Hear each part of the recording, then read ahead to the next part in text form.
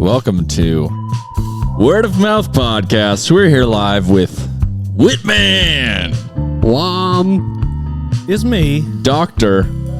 PhD. Dr. Whitt Whitt. Harrelson. Whitt is Whitt short for anything? It's just short for Whitt. Okay. Is there another name in your name besides Whitt and Harrelson? My middle name? Yeah. Yeah, it's McCree. McCree. That's a family name. Well, I do McCree. Whitt's middle name is McCree. Oh, man. Hey, well, Whitt, it's a pleasure to have you on. Wow, that went out fast. Okay.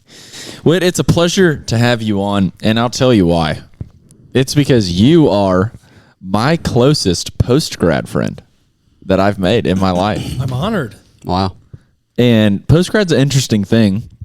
And I was thinking about it this week because I was on the phone with a guy, Matthew Guerrera, who's about to be volunteering for the college ministry I work at. But anyways, he figured out about the college ministry volunteer position because he did the post-grad cohort that you and I did together way back when. How many years ago does that feel like to you? Like 8, 10? It feels like, yeah. Like, it feels like I'm in a different... lifetime. Like, you know how you have, like, seasons of life? That definitely feels like... It doesn't feel like college, but it definitely feels like it's in the past. Like, there's, sure. We're, like, levels ahead now. But we literally are both married now. So, we definitely made a hop into a different season. But it's crazy to me that, like, I met you and Shelly there. That's right.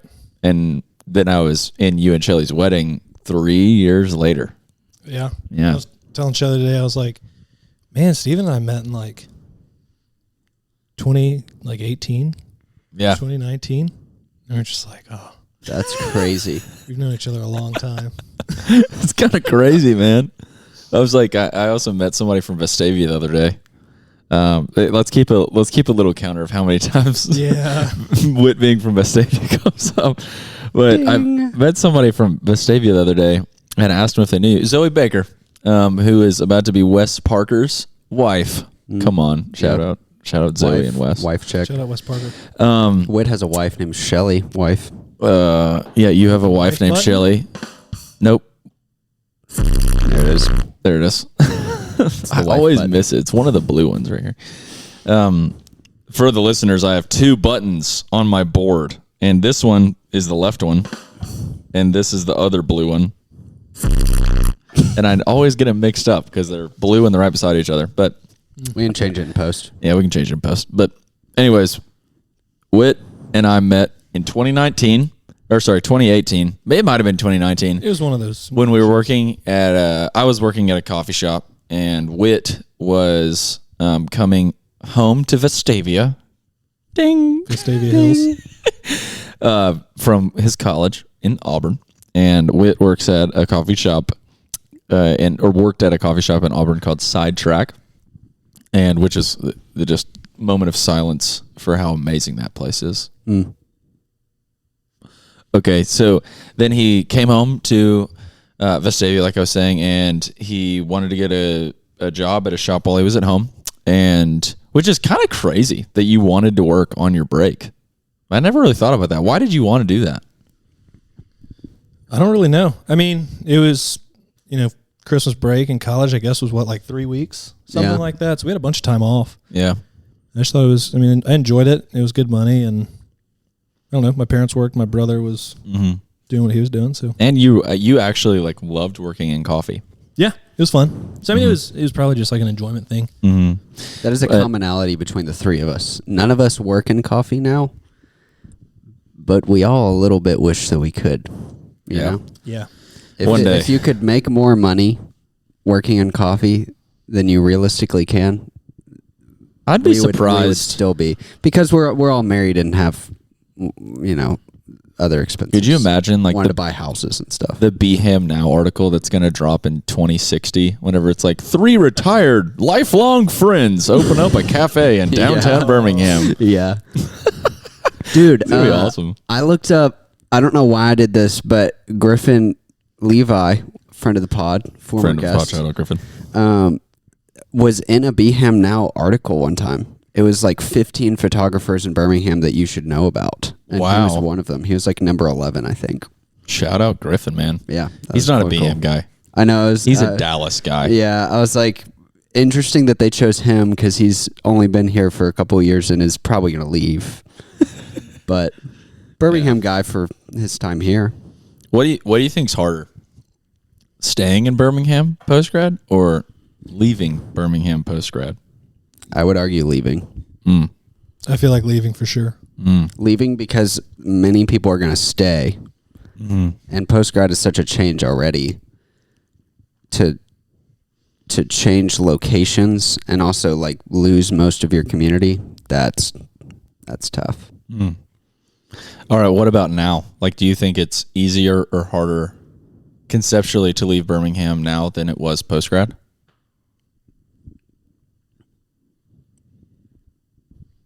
Probably a little easier. I'm like, what am I, almost 2 years post-grad? Yeah. So I would say easier now because I have a better understanding of what it looks like to work full-time, be an adult, and have like goals outside of what's given to you from school. Because that's part of what makes post-grad so difficult is your whole life you have school and you have basically graduating from your level of school as the end goal of your life. And so once you finish college, if you're not going to like medical school or something further after that, then there's just like an open-ended question of like, what do I do next? And so you really have to formulate that for yourself. And it's taken me probably about this long, 1.5 years, to kind of get a trajectory for myself and kind of what I want to work towards and figure that out. And then you have to like set those goals and work towards them. Yeah. I also feel like I would have never guessed this in college, but the ages like post-grad, like 22, 23, 24, 25 are just as like fun and chill, or what, I don't know what the word to use, but it's just as like exhilarating and electric as college is. Yeah. Like post-grad. But I thought like whenever I was in high school, I guess I was like, oh, when you graduate college, the fun ends. You know, you're just like 9 to 5 grinding. But yeah, still like nobody really. I mean, I'm 25. I still don't think people take me seriously. Yeah, I don't know if that ever. I don't know when that happens. I guess whenever you have a kid, maybe. I definitely don't take you seriously. I don't. Especially Whitt. I have kind of a theory that most people don't take anyone seriously. What do you think about that, Whitt? As someone who doesn't take me seriously. There's some people I take pretty seriously. Like most parents, I feel like maybe the threshold of like serious is parents. That's fair. I think. But I just have friends who have like 3 kids and I'm still like, dude, you're kind of an idiot. That's fair. You know? Maybe like 50 is the level of like I just think about some of the guys that we play soccer with on Tuesdays. Oh my gosh. And I'm like, y'all are just like us, but like 15 years ahead. Like, you're just screwing around too. You just have more kids. Yeah. You know? Oh my gosh. Yeah. Like hanging out with Wes Teague at the wedding the other night. Yeah. There's no, He's so I hope. Funny. Like, that guy was an idiot. Oh, that was so fun. Wes is like a 37-year-old. Yeah. He's like late 30s. He's like one of our friends just through like Crestwood World, and it was just funny like talking to him about his life. He was like, I don't know what the heck like I'm doing. I'm just trying to have a good time. He's like, I really want to play Fortnite right now, I'll be honest. I was like, people your age play Fortnite? And this isn't like a weird dude. And this is like a very normal it's like a really operating normal, yeah, responsible, cool, fun guy. Yeah. Fun guy. Would you say post-grad is more fun than college? Would you ever reach that level? Oh man, I think that first year post-grad came close for sure. I think whenever I was living with Zion and like we were chilling all the time, and like me and you, like I think about, I think the majority of days were not like this, right? But I think looking back with rose-colored lenses, like the other day I was telling somebody about that time that you and I went underneath Shelly and Helen's house. Yeah. This is a funny story. So Whit and me, we were just like hanging out one night, and there was like a period of time where Shelly, his now wife, was living in Homewood, and Whit and I would like hang out and just go over there and hang out with them. And Whit and I went and got tacos at Los Veladores, was it Los Veladores, right? The one on Green Springs? Yeah, the best taco truck in Birmingham, Alabama. And then we went over to Shelly's house, and she wasn't there yet, but we learned that she was like coming home soon or something like that. So we just ate on her back porch. It was like, I don't know, it was like springtime. I remember being like warm enough to just chill on the back porch. Homewood, middle of Edgewood. Yeah, it was very, very homey, very nice little spring afternoon. And we were like chilling on the back porch, and then we hear them come inside. And Shelly's house at that point had a crawl space that was like you could kind of walk, you could easily access and like walk around it. It was like right underneath the living room or like the dining room. So like they were eating dinner. They like pick up Chick-fil-A or something like that. Yeah. They were eating directly above where we had gone in. Yeah, so we were like in the crawl space, literally underneath the house, and we start banging on the our ceiling and their floor. Yeah. And they freaked out and called the cops. Holy cow. We were like, and Helen's dad. Yeah, Helen's dad came over and was like so mad at us. That's really funny. Yeah. I thought that was hilarious. Was Helen's dad like the landlord or something? Or did he just live around the corner? They lived like right down the street. So it was right that's there. What it was. Yeah. Helen, Shelly's roommate, came over. It was funny. But no, and I think about days like that, or I don't know, just like there's plenty of days I can think of where literally just having no responsibility, nothing to do, and money, like because I was working all the time because I didn't have class or anything like that. Yeah, it's pretty wild. Like it's pretty good time. Yeah, but the whole like where did you work at that? Didn't you like work at UAB kind of? Yeah, I was doing research at UAB. Yeah, that's right. So we definitely had like 8 to 5s or the whatever. Like we got off early sometimes. But. Yeah, but I was very conscious, like my senior year of college, that while I didn't have very many classes, I was probably taking like 12 hours or something for undergrad. It's not that much, but I was very conscious. I was like, I'm making good money. I'm working in coffee. Tips are great. Whatever. I could save a lot of this money and be ready to buy a house or something after graduating. Or I could be fully present in college mode and realize I'm going to have to save money for the rest of my life for all of my future responsibilities. So right now I'm not going to do that. Yeah. So I would just, go to Atlanta for no reason just cause and fly to Denver just to go hang out cause I could, and go up to North Carolina cause I could. I would just do stuff like that. Because I knew I won't have this kind of freedom of time specifically for a long time after this. And so I was like, I'll spend the money to go do the silly fun college things because that time will pass. Moral of the story? Hey man, just have a good time. Don't save money, have fun. Don't save money. What's your brother's philosophy on money? I remember when we were talking about this with F1 one time because we were talking about those nice F1 simulators we could buy, and your brother was like, "Dude, what's the point of having money if you don't enjoy it or something?" I think that was my old roommate.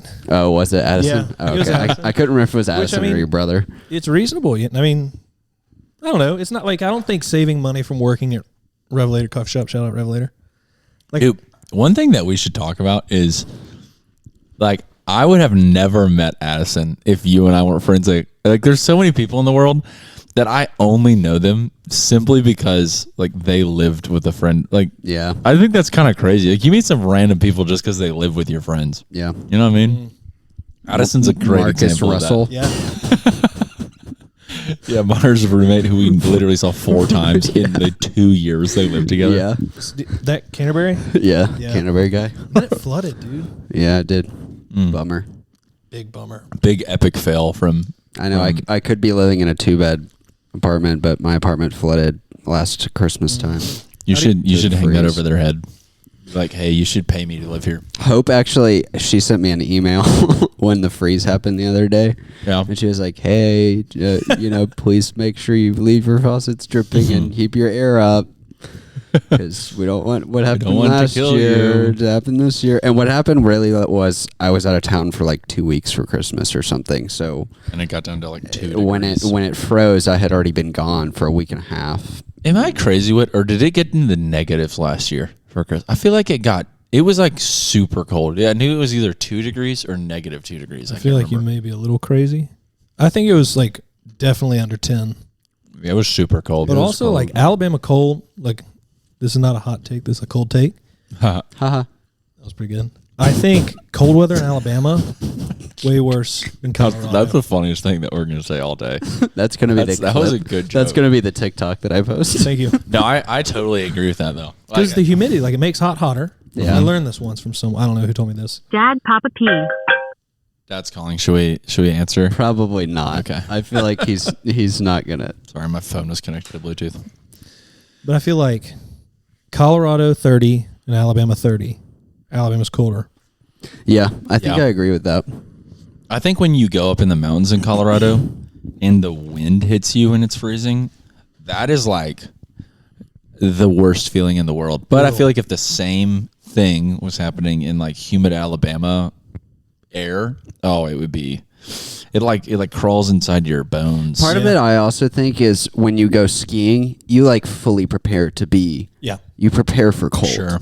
Whereas here, it's like, it's gonna be cold, but I'll be inside most of the time, and I'm not like it's not actually snowing or something. But then it might actually be literally in the 20s. Yeah. Yeah. But then I only have like one pair of pants on and one pair of socks on and one jacket or something. And then it's like, I should have worn more than this, but I didn't really feel like I needed to because I thought, Alabama, it's not snowing. I'm not in the mountains. I've had to learn from going to the mountains and going skiing and doing things like that. I've had to learn how to dress for that kind of cold. Yeah, and it's helped me now more back in Alabama, but I still fall into that same, it's just, I'll be inside all day. So, Yeah. No, I think cold here definitely hurts a ton. But all right, so going all the way back to the very first thing we were talking about. So Whitt shows up to the coffee shop over Christmas break. Oh, Yeah. And The way you meet. the best nickname of all time was created in Bradley, our old manager, who we all know and love. Dude, Bradley's a character. Bradley that is a great definition, and I don't necessarily want to expound on that anymore. But Bradley, our old manager, named Whitt Seasonal Roast. Wow. He was there only for Christmas, and it was a good time. But that's how we met originally, and then I would go to Sidetrack in Auburn periodically, and I would see him there, and then we definitely I knew your name and you knew my name, and then I showed up to post-grad cohort, which is this thing that our church did where we just talked about post-grad stuff with a bunch of other post-grads. In Ford Galen's backyard. Ford Galen's back. Shout out Ford. Shout out Ford Galen. Shout out Snell. Oh William man. Snell. But I really hope Snell listens to this. I think he does. Yeah. I think I saw him running and listening to it the other day. You're kidding me right now? I am kidding. Okay, I was like, there's absolutely no. Maybe since you're on, He was we'll running send and he had I'll send his it to him. hand I'll out. say William Snell featured. But anyways, Snell was also in that postgrad cohort, but we did that, and I showed up and saw Whitt and his now fiance Shelly, who I was friends with because we volunteered at VBS together whenever I was 10 years old, which is kind of nuts. And then they were dating, and we became friends. So that's how Whitt and I became friends. Whitt, how did you become friends with Myres? I want to say, was it Revelators, where we actually became buddies? We randomly played chess one day at Panache downtown. We did do that one time. I remember I was like, Myres is in college. I've been out a year. I didn't go to Samford. So I was like, how's this friendship going to work out? But obviously it's worked out pretty well. I would say. And then, we I just worked think I together. met, I don't remember exactly the moment I met you, but I feel like I met you because of Stephen. Yeah, I think it was. Because I already knew you when we got to Revelator. But then when we got to Revelator, we were both working together. Either you sit in painful, awkward silence with your coworker for 6.5 hours, or you become pretty good buds. And we did the latter. I would say so myself too. I think y'all did the former with the majority of your coworkers there. Honestly, I disagree. It was hard. In the nicest way. It was hard. Some of them were just really tough to crack, you know? But some of them, it was You like... did better, I think, than I did. No, Can y'all, like, for our listeners, can y'all, like, paint the picture very briefly about, like, Revelator environment, like, with some explanation? Okay, so Revelator, coffee shop, one of the first, like, cool coffee shops in Birmingham. Cool interior design. Opened in like 2014, like a long time ago. Mm-hmm. Think like big lofted ceilings, like cool uplit wall, downtown Birmingham. Cool hipster people with tattoos and mullets and crazy band T-shirts and stuff going on. We had a manager, Lewis, really sweet, quiet little gay guy. Lived upstairs. I'm just giving context for who he was. No, okay, yeah, I'm sure. not saying it is a bad thing. I'm just saying that's what he was like. Yeah, it was managed from out of the city, like corporately, I guess. Yeah, like a bigger company. Yeah, it's like it is a bigger company than just like local. I think the founders were from Atlanta or something. They had a store in New Orleans.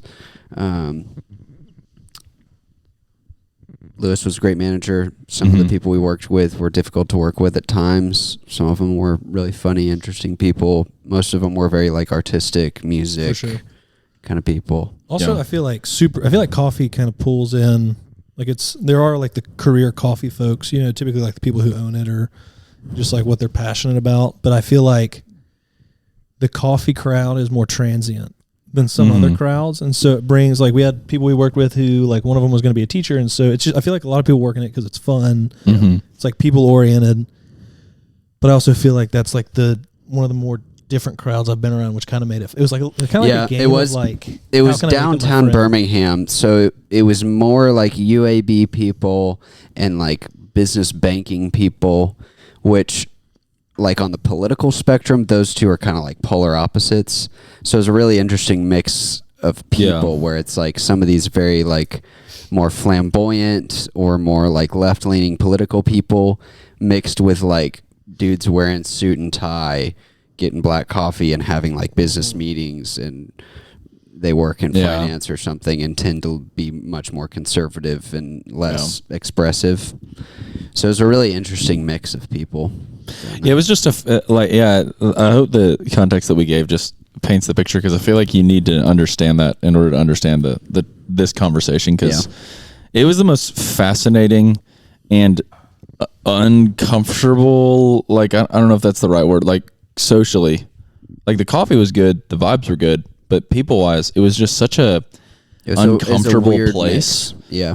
And everybody seemed like they didn't really want to, besides y'all two, everyone there, all the employees seemed like they didn't really want to be there. It's kind of like the like too cool for school mentality sometimes of like service and like making people feel welcome was kind of just like the corporate nature of the company, the fact that it was Lewis and then it was the rest of the employees. We didn't ever really know any of the upper level management people, and so it kind of felt like we were on an island a little bit, and it was like us against our own company in a weird way. And we just didn't really have any like clear leadership necessarily. No one to really like inspire us or try and like build up the culture. And so the culture was just like kind of aimless. Yeah. Which for us, we took that and we were like funny and trying to chat it up with customers and chat it up with our fellow employees and make it be like a positive place, because that's the way that we wanted it to be. But it wasn't naturally going to be that way when there's not necessarily like a clear leadership structure pointing us towards doing that. Yeah. Which that's polar opposite. It was kind of an interesting experience, like coming from Sidetrack in Auburn, of like everyone there was super tight knit. Like David was really like invested and involved, like hand on everything, not in the way of like, I've got to make sure like I'm watching what you're doing, but was just like, I'm going to invest in like all of these people working and like cultivate the space. Yeah. And so it was just like super different ends of the spectrum, which I thought it was interesting looking back. I could imagine. I could only imagine like the contrast was probably so felt. I kind of tried to make it be a sidetrack a little bit when I was there. Yeah. I would go and serve people water and try and make it be more of like a full service cafe, but it wasn't originally designed to be that. Yeah. So I was either like discouraged or sometimes even like reprimanded for doing that, which I was like, dude, if you're trying to make this place be like the best it can be, the service needs to be massively better than it is. Yeah, one time I was working at a coffee shop in North Carolina, and I would bring people water to their table. I'd be like, hey, can I grab you a cup of water? Like, because like hydration is important. You know, I like whatever. I would just like mess with people. And my boss got mad at me because it was like we were doing too many dishes. And I was like, yeah, bro, like that's our job. Like I don't like, you know, it's just such a fascinating. It was either doing too many dishes or it was wasting like plastic cups or something. Yeah. And I was like, the customers are here to be served, and water hydration is important. And just in general, important. Coffee tastes so much better when you have it. When we have coffee and water right here. It's just, to me, it's a necessity. It brings out the flavors of the coffee if you drink water after a few sips. Also, interesting observation I had was these people wouldn't, like, we had a water server thing like out in the actual cafe. Like it was like self-serve. Yeah. And people wouldn't get it, but then if I brought them some, they would drink the entire cup of water, like more times than not. And I was always like, that's so interesting that you didn't get water, but you needed, like, but you drank water. As someone who is a frequent cafe goer, it is sometimes so much of a hassle to go up to the front and ask for a cup of water that I sometimes will just not do it, even though I kind of like want some water, you know? And I think we can all admit that we took inspiration from Sidetrack in this. Yeah. Because they serve people water no matter who or where or when they come in and get anything. Like your water glass is going to be full. Yeah. But I think that's brilliant, and I think it's good service, and I think it's kindness to customers in a really simple and easy way. But y'all met at... Yes. We met at Revelator. We met at Revelator. I think that's like where we really became good buddies. Yeah. I would say. And we would hang out after or outside of work at that point. We both lived in the same apartment complex. We still live in the same apartment complex, but in different apartments. But like I can two doors down from each other. Yeah, like I literally can see in Myres' living room. Like I'll like pass by and I'm like, oh, Myres is watching like... Yeah, I can see like Crown lately. You can see we've been watching Lost. Yeah. Yes. I can see like directly into Myres' bedroom at night. Yeah. Like that's I like watch him and Claire sleeping. Yeah. Every single night for multiple hours. He's normally the small spoon though. That's something I have noticed. Yeah. I've noticed that too. Yeah. That is kind of cool though. Yeah. Like the idea. Well, Canterbury also in the summertime, it kind of emulates that. Like you bump into people, like it's so people lovely. outside. It feels like the quad in college. Like I know at Stanford, all of you, like you guys, y'all have on campus at least the first 2 years, right? Yeah. Most people at least 2. Yeah. Like at Auburn, most people, like if you live on campus, it's freshman year, but like it feels like the quad of like you said you run. Isn't there like one strip on the quad in Auburn that like everybody like bumps into everybody on? Yeah, there's like a concourse or just concourse. There's a couple places that like it's kind of in the middle of where everyone's going. And we run into each other. I've been missing the summertime Canterbury a bit because, I mean, I feel like we don't even see each other as much because when it's warmer outside in the evenings, you go and sit in your lawn chairs or whatever. Like we both have outdoor furniture in front of our apartments, and so we would sit outside, and then our neighbor who has the little kids. I hear him most days. Yeah, your next door neighbor. He's sweet. He is loud. He's sweet. But you know, they'd be out throwing the ball with their kids and kicking. Like I introduced him to soccer, and now he kind of likes soccer because. And I think we played played soccer in front of our house for like an hour and a half, and literally started, like shooting rockets. Yeah, you know the little rocket thing. He has like a bubble machine or like the little like stomp rockets or like he always has some kind of fun outside toy. Yeah. And then I showed him you can shoot the rocket. You can pick up like the tube and shoot the rockets. Yeah. I got a question for y'all. As like, so I think a lot of people our age, I don't know, I'd actually love to know. Maybe that can be our poll this week. Yeah. Like, I feel like a lot of people our age really do want that sort of like village world, you know, that village vibe where pop in culture, like say what's up, like live down the street from your friend. Yeah. But as two people who were friends beforehand and live like literally not next door, but 2 doors down from one another in an apartment complex, y'all like run out of milk or run out of eggs or something like that, do y'all actually call one another? I would say it's more so like if we're hanging out. Like the other 2 nights ago, 3 nights ago, Myres came over and like we were just cooking dinner and played some games real quick. But Myres was like, "Oh, like y'all want some hot chocolate?" Yeah. And we were like, "Sure." And Myres, I called Myres once for some toilet paper. Yeah. When you were pooping? I think I was on my way.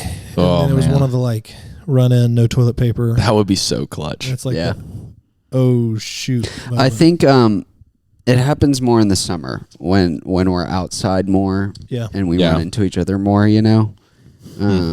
I also think it's kind of proven the concept of like, you know, the word intentional, but like, yeah.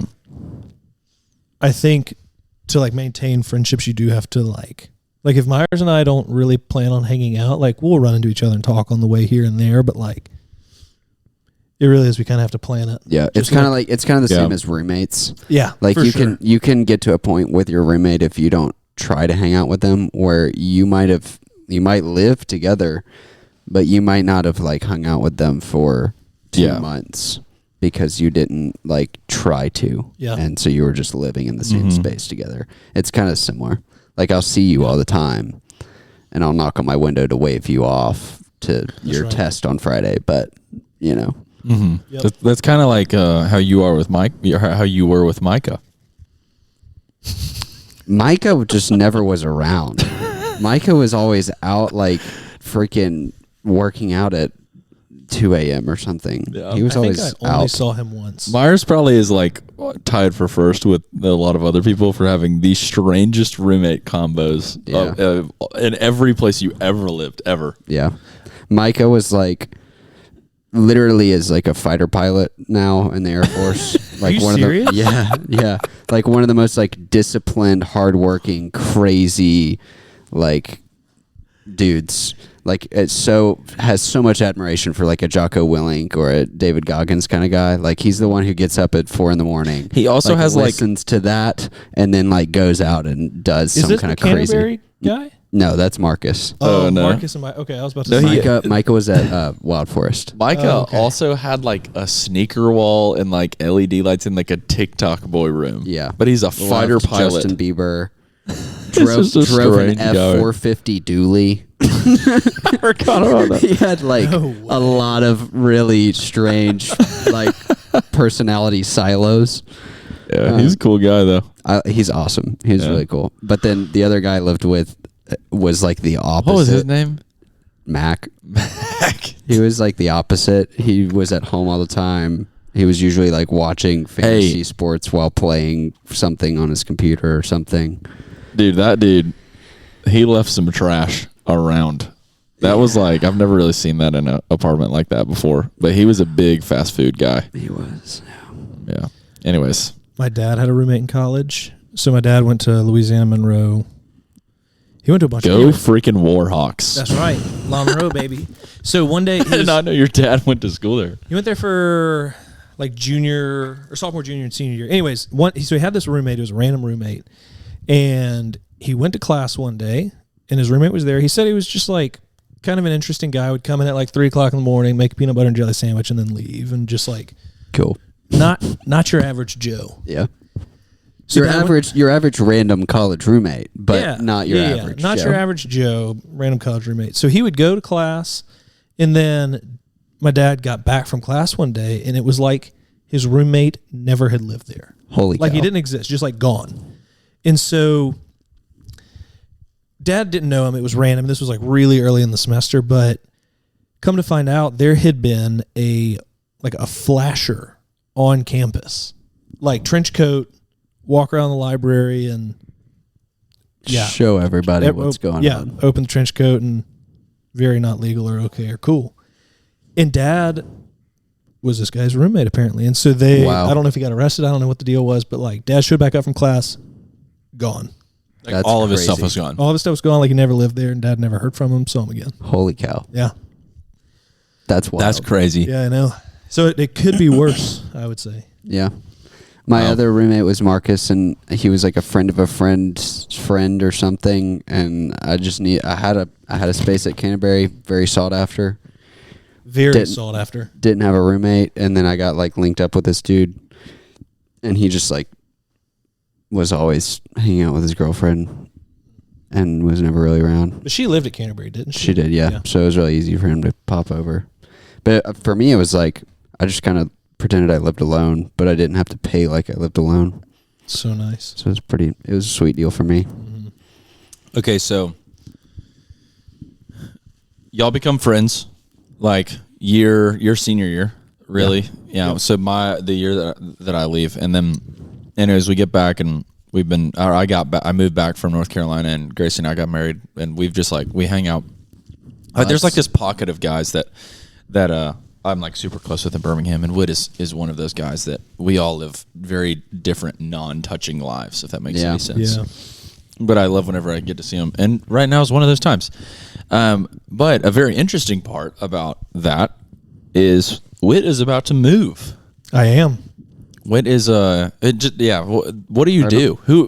What do you do with your time? Set the context for our listeners as to who you are right now.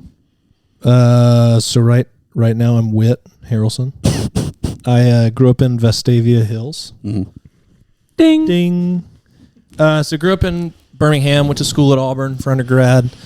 I took 2 years off after college. Knew I wanted to go to med school, and so just kind of did stuff for that. I did some research, and then once I finally got into med school, enter Revelator, Myres, all of kind of that stuff, and then all of us became friends sort of through that 2-year transition period for you. Yeah, exactly. So it was cool because y'all have been like two of my like really best buddies in a transition period, but now it's just like life. Yeah. But now I'm in med school. So med school's 4 years for people that don't know. The first 2, it's like you're studying in the classroom. The second 2, you work and really just kind of like rotate through different types of places and like different fields of medicine. Yeah. So UAB, they send folks. So we have Birmingham, Huntsville, Montgomery, and Tuscaloosa. Okay. And I got placed in Huntsville for my 3rd year. So Boo. I know. It's been Trash pandas. Bro, the trash pandas, they're pretty cool. That's true. I love raccoons.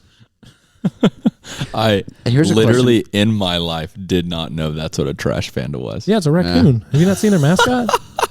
I've never have, no. Yeah, it's a raccoon. That's crazy. Wow. Do you have any friends in Huntsville presently, like friends from Auburn, or like do you know of any other people from med school who are going up there who you would ever want to spend any time with? Do you know Mr. Hunts? Last name Ville? No. The village is named after Mr. Hunt, Huntsville. There's no way. There's no way.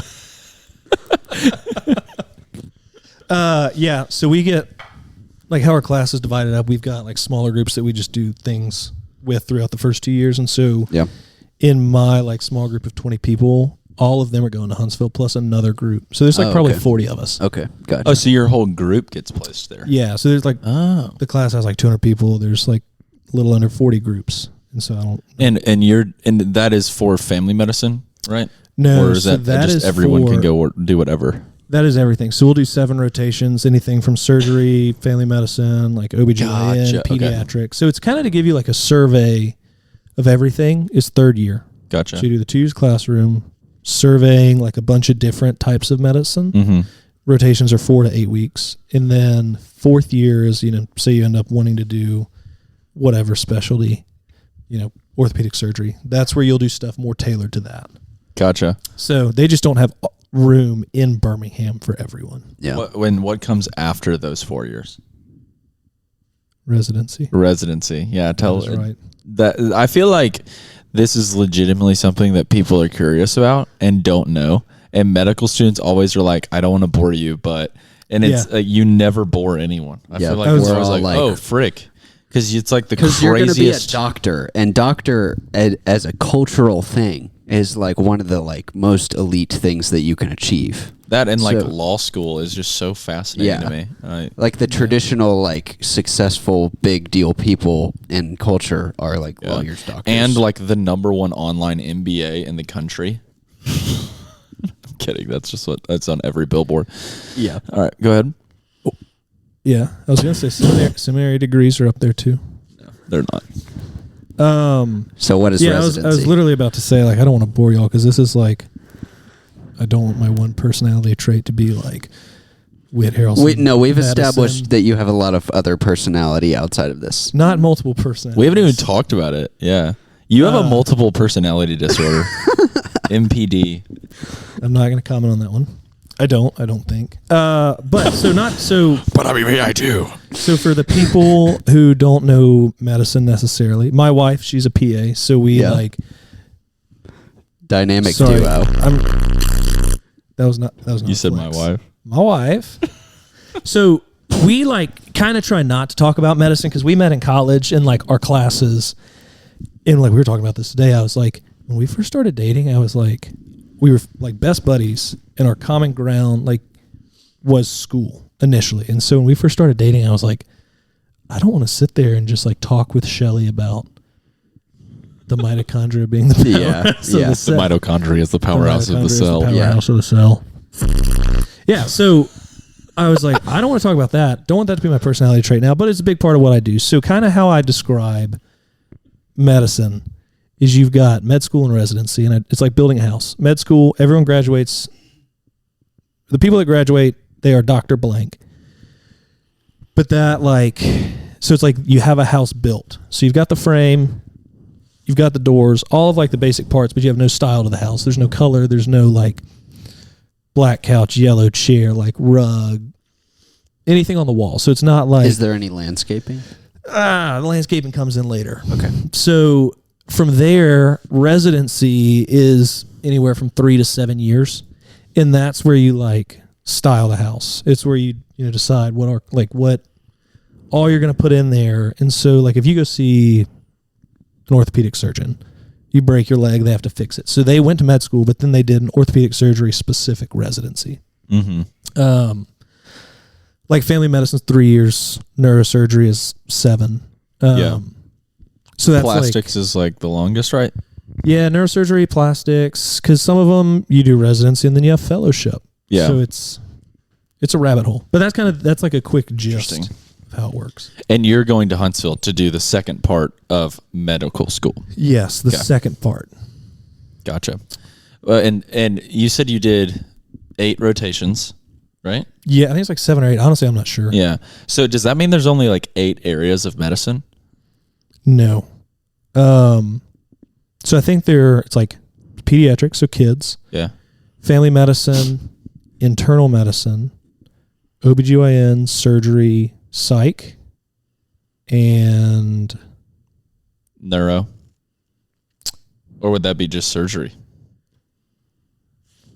See, that's the thing, is like you have a neurologist, which is like if you have, there's 1,000 things. So they just like manage that with like your meds and stuff like that. But then if you have like a bleed in your brain, then you go to a neurosurgeon. Mm-hmm. So there's like 1,000 different things. Like you can have a general surgeon and a pediatric general surgeon and like an endocrine, like hormones and stuff, pediatric surgeon. So like you can keep, Interesting. You can go to school as long as you want. What's crazy about medical world is, to me, is that it's that the human body is so complex that like you will only focus on like one tiny little part. Yeah. Like someone will go to school for like forever to focus on like just eyeballs. That is right. Or just like the knees or something. Like that's crazy. It's also crazy too. Like neurologists will go to school for the longest time, and then when surgery goes well, it's like a miracle. It's still a miracle. Yeah. Even though, like, dude, what makes me so AI is mind blowing right now. Yeah. But something I've learned through listening to a couple of different like podcasts with different doctoral level people is the scientific literature is like expanding at a rapid pace right now. Yeah. so much so that some of these doctors who might focus even on something so specific can't really keep up because you can't read like scientific papers that are like so like the most dense types of reading you can do, arguably. Right. You can't just go through and read all these papers all the time. So what's so cool and exciting about AI, in my opinion, for medical world, is that you could digest those papers at a scale never before possible. Yeah. And then like the breakthroughs that I imagine will probably come from that are going to be like wild. Yeah. Because you'll be able to condense all of this like massive amount of information about the human body into something that's digestible for like human beings at scale. And like, I'm sure the medical world's about to explode once that is for sure fully in force. I mean, I think AI is doing crazy things with like research and like you said, condensing stuff, but also like the tech in medicine. Like I know, like I think all of us are like pretty like tapped into tech stuff, at least to some extent, you know? A little bit. I watch Marquise Brownlee. Dude, he's cool. Legitimately, he's so cool. I was He's watching awesome. a video the other day and he was like, yeah, like, you know, I'm just a YouTuber and a guy that plays Ultimate Frisbee. And then I was like, dude, you have like 11.5 million. Yeah, I know. I was like, subscribers. no, you are the like foremost like tech consumer, Yeah. like It's reviewer also and crazy how much, like, I feel like any other tech video I watch, they're like, this is new iPhone. And, yeah, it's some foreign person Yeah. who doesn't speak very good English. and it's like, it's just so annoying. And then Marquise is like, yeah, this iPhone kind of sucks. yeah. I'm not going to lie. He's, And like like, iPhone is sticking like it to him. shipping them Yeah. 6,000 of them so that And he'll he's post shooting to it on like $150,000 robot camera Yeah. or something. And he also, I think he's cool because like I looked, okay, one person, like Stephen has told me this, one personality trait that I think I have or something that I associate with myself is my Apple Watch. Which you ironically don't Which have I'm on not today. wearing because honestly I was like, I'm going to hang out with Stephen's Steven. like, Whit, you're wearing your Apple Watch? Like, Yeah, you So I, like- you didn't want to be like this the whole podcast. I left it home. I was like, we were playing pickleball once and Shelly was out of town and she was supposed to leave at like 1 o'clock, but she was like eating lunch with some girls and it was like 2:30 and I just hadn't heard from her, which was just like, that's just kind of weird. Like normally she lets me know when she gets on the road and I just like, checked to see where she was and find my friends. And so I kind of was getting to the point of like, is she okay? Yeah. So we were playing pickleball and the classic like Apple Watch smack. My biggest pet peeve in the world, by the way. Yeah. Like, you know, to get the notification to go away. Yeah, I just like was looking down at my watch and I did it and Steven toasted me. yeah. I think you're the reason why I made up that. You didn't cause that pet peeve in me. I'll tell you who That's good caused to that know. pet peeve in me is my father. Yeah, Oh my gosh, dude. Really? Yeah, talking to my dad like about some serious stuff, and he's like, "Oh wait, 1 second, somebody's at the front door." he always And I'm says that. like- I don't know why he's always like- checking his ring cam. Why is your like? Yes, you like our mom orders Amazon every day of her life. Yeah. That is why someone's at our door. Is Yeah. because we got more coloring books for her second grade class. Yeah. Like, it's the same It's because thing. you're every having time. an issue with plumbing and you called the plumber and the plumber's here now. Probably like 3 Rocket hours late, but science, he's yeah. there. Yeah. But yeah, it's parental hurt. So Okay. thank you for No, just like exposing Shane- that. And We'll kicking unpack that me. later. Shane is very he fixates and he focuses really well, which is something I admire that about him, but it is sometimes a flaw because you might ask him a question and then he gets an email notification and he's like on the email There, yeah. and then like the conversation you were having with him, me and Sam like standing in his office facing him talking to him, Yeah. he's gone. He's gone. And then Yeah. me and Sam are like, did he just hear that? And then we're like, oh, there he goes. And then we just leave. And he like we say that out loud right across the desk from him. But yeah, He that's has how an Shane is. innate ability to do that like right before a punchline in a story too. Yeah. Oh, Where I'll like that's say the punchline and he'll be like, wait, 1 second. What would you just say? But the reason why I admire that is because he can sit down and like focus and do work for like extended periods of time. Yeah. Like with no distraction, which Dude, is a skill, this but is- almost to a fault that sometimes he does like ignore people around him. We got to camp out here for a second because this is crazy. So the question I've been asking this week, which I'd love to hear y'all's answer on this later, but the question I've been asking this week is if everyone that you have ever met in your life is in a room, who would you go look for? And this is, you can't be like, you can't say your significant other or a family member, because that would be, obviously you'd probably just go hang out with your wife. But like, if everyone you had ever met in your room, like, who would you go look for? As AKA, like, for me, like, is it like people who are friends or just like anyone you've ever met in your whole life, dead or alive? So for me, like Nick Saban, I've like met him, or that could be an answer. Like, I don't, he's not my answer. My first thought was like, if you have a celebrity, that's probably it makes you think about. So, anyways, I was talking to Joel Brooks, who is Myres and I, like, he's our pastor. Yeah, he's pastor of Redeemer Community Church. He's a fascinating person. Yeah, and he was like, "Oh, I know mine," and I was like, okay, who is it? And he was like, random guy. I met him on an Indonesian island one time. And yeah, I was like, what's his name? He's like, I don't remember. And I was like, what? I was like, why do you want to go like talk to him? And he was like, I just found it so fascinating that he lives here and he's a, what's a Muslim priest? It's like a shakara or Shah. It might be just the Shah. Yeah. Yeah. Anyways, but if there's ever like a piece of land that has a mosque on it, it doesn't matter what the population is. Like if it's in a like Muslim run country, if it's like in a place where any sort of population lives, it could be 5 people. They have to build a mosque there by law, and and wherever there's a mosque, there has to be a Shah, like a priest. And he is the Shah on this island where 12 people live. Wow. Just off the coast of Indonesia, like 1 mile off the coast. Fascinating. Wow. And Joel was talking to him one time, and he was like, man, like, I'm like, what do you do? And he was like, well, I sit in my hammock and kind of look at the sky. That's all he does. And because none of the people on the island like really practice Islam, I guess. I don't know. Yeah. And then he was like, oh, dude, like, you must be such a deep thinker. Like, you sit on your hammock and look at the sky all day. You pontificate so much. And he was like, no, like, I really don't think about anything.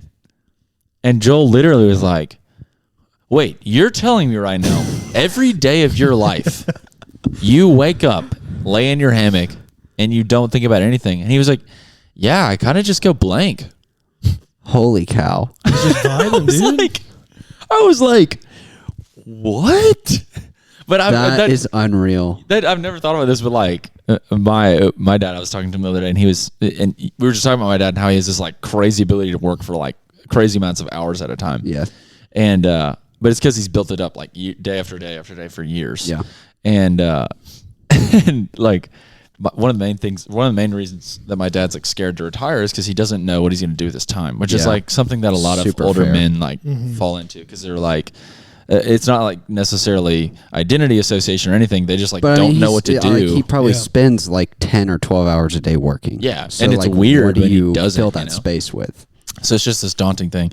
But I think about that in the polar opposite. Like, I was like thinking about it, and I was like, I don't know if that's impressive or not. Because in order to get to that level of like inner peace or whatever you want to call it, for you to just like literally not care about anything, I'm like, what that says about your conscience, what that says about like your like morality, like what that says like about your like worth as a human. I was like, oh, he's literally making zero impact. Yeah. But he's like gone through the Quran school and like became a priest in the Muslim like religion, and it's just a fascinating thing. I could think about it all day long. I can't understand, like, to some extent it's hard to understand people who are very different from you. Like, that's just like a universal human thing. Like sometimes it's just hard to relate, and I cannot understand that at all in any way, because I am always thinking about something. Always. And I'm always like thinking in a particular direction, you know, and like aspiring to things, and like dreaming and vision for life is like constantly running through my head. And so to be able to just sit, and I can't even really sit and do nothing, because I always want to be like doing something and working towards something. Even if it's working towards like rest or something. Like on a Saturday, I'm trying to actively not work by doing something that is like enjoyable to me, doing a puzzle, watching a show, playing a game, or something along those lines, you know? I can't imagine just sitting and and doing nothing. Yeah. That would be terrible for me. It makes me think in a way of like, first thing that came to mind was like monks, of them like sitting in solitude and like solace and just like persevering. But I feel like it's different of just vibing. Like he's not considering, I mean, from the sounds of it, it's not like he's considering his faith and just sitting there. Monks like pray and they like do things together. They like study together. They like, from my understanding, they have like community involvement in like whatever village they live in, which it's just crazy to think about. Like he just chills every day. He probably has like family or something that he like, but I don't know. I still don't know. I still don't know my answer to that question. I don't know. Who would you walk up to? I don't either. How long is this moment? Like, is it like I don't know. Does that change your answer? In a way, if it's not, I have like one. Look, man, it's cool if it's Tommy Tuberville. It's not. At one point, man, I wish I'd met Donald Trump so I could say Donald Trump. Tommy Tuberville is a current senator for the state of Alabama. He also was the coach for Auburn, which is where Whitt went to college.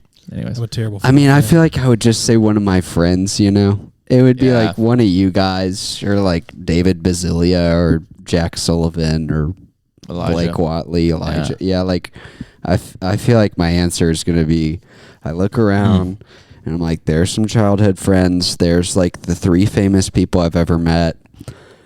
But there'd be like probably like 1,000, 2,000, 3,000 people in the room. I think I've probably like maybe even more. I don't know. I've probably met 5,000 people in my life, maybe more. Because like I'm just thinking about my parents' friends who I met one time. I went to summer camp. Oh yeah, like back-to-back years for most of high school. Oh yeah, I did Boys State. Probably met like 40 people there. Did you do Boys State? I did not. That wasn't. Dude, Boys State was like the worst. One of the worst things I did in high school. I never thought about this. One of my best friends in high school, Tucker, who we're actually having on the podcast tomorrow.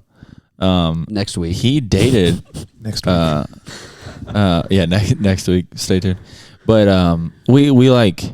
He did Boys State, and he like met a girl, I guess, through a dude. But anyway, she went to Vestavia. I don't remember her name, but you probably know her. Vestavia. Ding. There's no Hills. Ding. Yeah, I'll try and figure out her name tomorrow. Whenever I'll be like, hey, Tucker, who's that girl? The first one. But in my answer, honestly, you just saying summer camp, kind of like. Well, so first off, cop out answer, John Mark Comer. I would go talk to him for a long time. I couldn't think of any authors or people that I really admire right now who I've actually met. Yeah, I got the chance to meet John Mark Comer in North Carolina one time, and it was a great experience. But anyways, there was this one dude. Whenever I worked at camp in Washington, his name was Daniel Silva. His camp name was Burke because he had 10 pairs of Birkenstocks. Holy cow, that is a lot. This is pre-Birkenstock clout. I'll be honest. He wore Birkenstocks a lot before That's they were crazy. Cool. And that is like $1,000 worth of Birkenstocks. No, like legitimately, it's probably more. Yeah, no, but Burke and I were homies at camp. Like I'd probably go say what's up to. He texted me this week too. Wow. And at that point in my life when I was working there, I had this like pipe dream of opening up a grilled cheese coffee shop because it would be like a lunch vibe and you wouldn't have to play. Yeah, it was like a way to get people there during like the afternoon so that I could play like more fun music. So it wouldn't have to be like morning time, like, like folk music or something. I don't know what you have to play in the morning, but it's not like fun music. French jazz. Yeah. And another thing that I would get in trouble for playing at Revelator was like jazzy, chill music. I walked in at like 6:10 one morning and they were playing like metal music. Yeah, no, it was like immediately 2000s punk rock at like 6 a.m. Yeah. And I was like, holy cow, dude, I just woke up. Please, no. Can we please chill for just a second? Please, no. Yeah, no. But Burke texted me this week and he was like, he lives in Arizona. And he was like, I just want to let you know I'm sitting in a coffee shop that specializes in grilled cheese and is playing Tame Impala. Wow. That's crazy. First time he's texted me in 3 years. Yeah. He texted me that this weekend. I was like, oh my gosh. I think the like camp best friend Oh yeah. is like maybe peak. Like, Oh yeah. it's so much fun, dude. Especially Yeah. like sometimes camp is so lonely. Yeah. Having like one. But you find that like one dude. Yeah. There was a guy, I worked at a Kanakuk. Shout out Kanakuk. Shout out Kanakuk. West. After my freshman year of college. And I met this guy named Joey. And Joey was like, he was probably like 5 or 6 years older than me at the time. But I was like the camera guy. So I wasn't doing. I didn't know that. You're a photographer? Yeah, I was a photographer. And I found that I could. So the goal every day was to like get a picture of every kid if possible. You know, let the parents know that they're chilling, they're doing well. Mm-hmm. And then, you know, after that, we had like our minute, say we needed to take like 200 pictures, get them of the kids. So I kind of figured out that I could work the first 3 hours of the day super hard, and then I could just chill for the rest of the day. And so Joey became one of my best buddies. And like probably 3 or 4 weeks into it, I found out what his family did. Because he mentioned at one point that his like dad was the number 2 sail fisher in the world. Okay. And I was like, boat fisherman? No, so sorry. Swordfish, not sailfish. Okay. Swordfish. He was like, they had this yacht, and I was like, Joey's family has to do something really interesting. And so we were just kind of talking, and his dad or grandfather or something started like the concept of online college. Whoa. And then sold that to like Pearson. Mm-hmm. And I think it worked out financially for them. And so now they swordfish. But Joey and I just like camp best friends. Wow. That dude. A1. That dude's probably set. Yeah. Okay, I have a game for us to play. Knock, knock. Whit. Yeah. What is a, you know how you can get different things put in your coffee? Yeah. Do you remember the drink Cap Daddy? Yeah. Do you remember what sort of thing we put in the Cap Daddy to make it sweeten up? Honey. Mm-hmm. And then the other word I want you to try and find is maybe what the temperature is out in the summer. Hot. Hot honey. So this is a little game. Okay. There's a little story. Okay. All right, so girl walks into a coffee shop, and she walks up and she gets a honey latte, oat milk, iced, something like that. She gets it. She goes to her table. Mm-hmm. She drinks it. What's wrong with that? What's wrong with that drink whenever she orders it and sits down and drinks it? What? Do you know? Does this have to do with like ice in the milk? Okay, no, this is honey in the.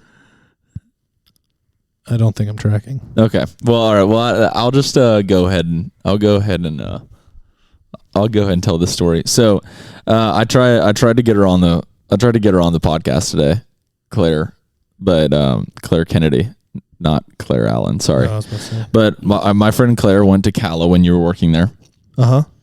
And oh my gosh, I do know what this is, dude. Oh man, I have a bad history of doing like stupid things. Will you tell us this story from your perspective, please? Yeah. So we had the summer off between school, first year and second year. So I was just like, I'd love to work at a in med shop. school. So yeah. like last summer In med school. And the thing that you typically do in school breaks is get a job at a coffee shop. Mm-hmm. For sure. Yeah, you know. Yeah. It's my third personality trait. But yeah, so Cala, I had fun working there. Like the owners were super involved. It was great. But there were 7.5 million different types of syrup. Yeah. And it was probably pretty early on. It was probably the first couple of days I had worked there. And someone ordered apparently a honey drink. And I saw a bottle of honey sitting there. Hot honey doesn't look that different from regular honey. There was a bunch of different syrup bottles. There was like a maple syrup bottle, so I was like, that's kind of brown, but not like amber like honey is. And so I just grabbed the bottle of honey sitting there, and there was a hot drink. Like at Sidetrack, we had one that had it was like chocolate, a little bit of lemon, and a little bit of cayenne. And so it's not like the most foreign idea to put like hot honey in a drink, but it was there for tacos.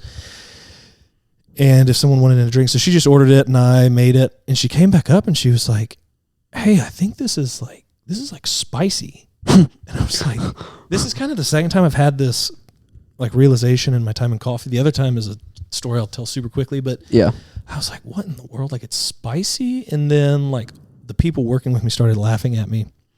And I put like, I think she asked for it maybe a little sweet or something. Maybe not, but like I probably put way too much of the hot honey because it's pretty strong. Yeah.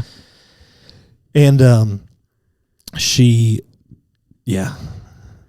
hot honey latte. Yeah, it was a hot honey latte. That's really funny. Yeah. Stephen left. I didn't know that story. I just knew he texted me beforehand and said he wanted to talk about that story. Yeah, it was I felt bad. When I was at Caveat, the coffee shop Stephen and I worked at, I think I told you the story, but I didn't properly learn how to close because it was just like a staffing thing. And so the night before, so it was the 23rd of Christmas, or the 23rd of December, I was closing. And the first time I saw someone close, they just put a scoop of some powder into like the coffee, like the like Cafeza or something. The air pots, the things that they make like batch coffee into. You pour it out of the cup. So I just saw her put a scoop in there. Never saw her put water in it. And I was like, great. Closed. Put the scoop in there. Put no water in there. So I show up the next morning. This is Christmas Eve of probably 2018. The girl got in there that I was working with before me. She makes the coffee. First customer comes in, sits down. I remember he came in with a bag of like bananas and a book, and he got a black coffee. A bag of bananas? Yeah, it was like 4 bananas in a bag. He just sat there. This is a caveat? This is a caveat. And so the coffee was already made. He was like, "Oh, no. Hey, I'm going to get a black coffee." I was like, yeah, absolutely. Awesome. Pour the coffee, hand it to him in the cup. He sits, lets it cool, comes back 10 minutes later, and he's like, "Hey, this is like, I'm really sorry." He was probably like 70. He's like, "I'm really sorry, but this is like salty." And my first thought was like, this guy. I was like, are you kidding me right now? And so I was like, well, fine, I'll try it. And so I poured some in a cup, and it hit my tongue. And as it hit my tongue, I go, oh my gosh. I put that scoop of powder into the coffee pot. And you made the coffee. I put no water in it, so there was no weight to it when she picked it up. She made the coffee in it. And all of that like chemical cleaner stuff came out in his cup. And so I was like, "Sir, I am so sorry. I'm going to refund you right now, and I'm going to go call poison control." And so I went and called him, and they said it seemed fine, and we were just like, "Please call back." That's scary. Yeah, I felt awful. It was like, oh brutal. my gosh. And he called back later that day and said he was like a little lightheaded, but I think it worked out. Was it the guy that came and read his newspaper?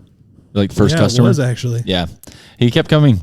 Good. So I guess he's fine. Didn't scare him off. We had one guy that would show up every single morning, first customer, and he didn't always bring bananas, but he did always bring newspaper, and then he would get us to heat up the mug ahead of time. Yeah. And then get it super hot, and then he would put a stack or like part of his newspaper on top of it. So it would he would ask for a plate. That's what it was, and he would keep his plate on top of the coffee mug so he could keep it as hot as he could. And then he would drink it would take him probably an hour and a half to drink a whole cup of coffee. And I'm surprised he didn't just bring a thermos. That honestly would have been smart, but I think he really liked drinking out of a mug. Yeah. But he would at like 30, 45 minutes, he would bring it to us and he would say, "Hey, I know that this ruins the flavor of the coffee, but will you go microwave this?" And we would every single day, like we would just nuke it for him, like, and he would just because he really wanted like super hot coffee, and which like I guess I get. I mean, I guess he just wanted the comfort of, but I mean, all summer long he would do that, and all winter long. Wow, but fascinating. I remember I knew his name whenever he was there, but Jerry. Yeah, it was Jerry. He's Jerry now. Jerry. Mm-hmm. There's an older gentleman who goes to Little Professor all the time, and he wears one of those like reporter caps, you know. Mm-hmm. His name is Jerry. Wow. I'm determined to become friends with him. I've met him once. All right. Well, we're about to transition into my favorite segment, and this segment is because we respect and we love our female listeners. Did you look at the demographics in our first few weeks. How many female listeners do we have? We are 62% male, 38% female. We're 38%. We're trying to grow that number. That's pretty solid. So that's about, if I'm doing the math correctly, that's about 100 girls listening to this pod. And that's pretty awesome to me. So those 100 girls, lean in for our segment that I am officially coining, Lean In Girls. Because we're about to talk about pop culture. And what we do in Lean In Girls section is I Google pop culture news, and the first thing that pops up on the news section, we're going to talk about. Can I guess? Ooh, actually, that actually might be kind of fun. These kind of suck. Let's just do this one, and then we'll see if it actually works.